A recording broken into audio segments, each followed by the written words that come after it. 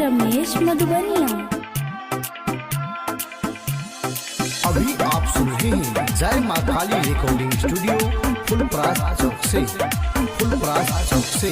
असरा लगा को देवी मैया एलियो चरनिया गे, देवी मैया एलियो चरनिया गे। देवी मैया हाथ जोड़ी छियो हम ठार, तू सुनिले हमरो पुकार गे। देवी मैया हाथ जोड़ी छियो हम ठार, तू सुनिले हमरो पुकार गे। अरहुल के फुलाबा लक हम एलियो मंदिरिया गे, देवी मैया एलियो मंदिरिया गे।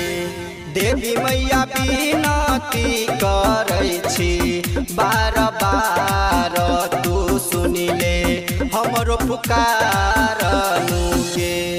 डीजे चंदेश्वर पंडित फुलपरास चौक, डीजे चंदेश्वर पंडित फुलपरास चौक। अभी सुन रही है संध्या एंटरटेनमेंट की शानदार प्रस्तुति।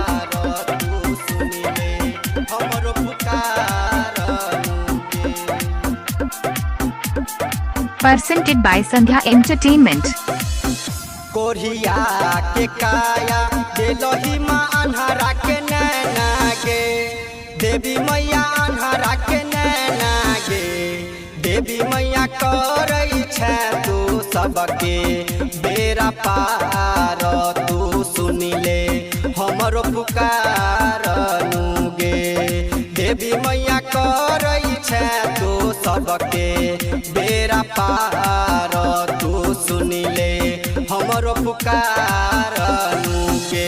महिमा जानै छौ तोहर माँ दुनिया जहानवा गे, देवी मैया दुनिया जहानवा गे।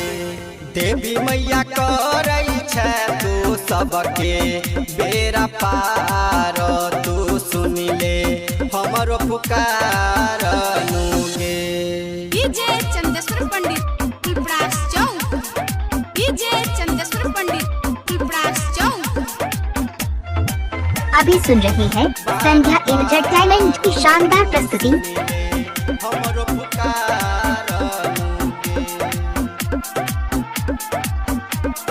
Presented by Sandhya Entertainment।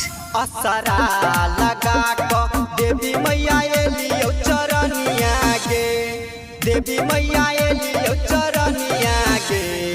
देवी मैया हाथ जोड़ी छियो हम ठार, तू सुनिले हमरो पुकार गे।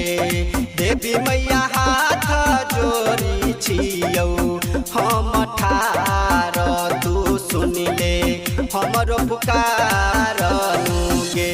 राहुल ललित माँ पूजै छौ तोहरे चरनिया गे, देवी मैया तोहरे चरनिया गे।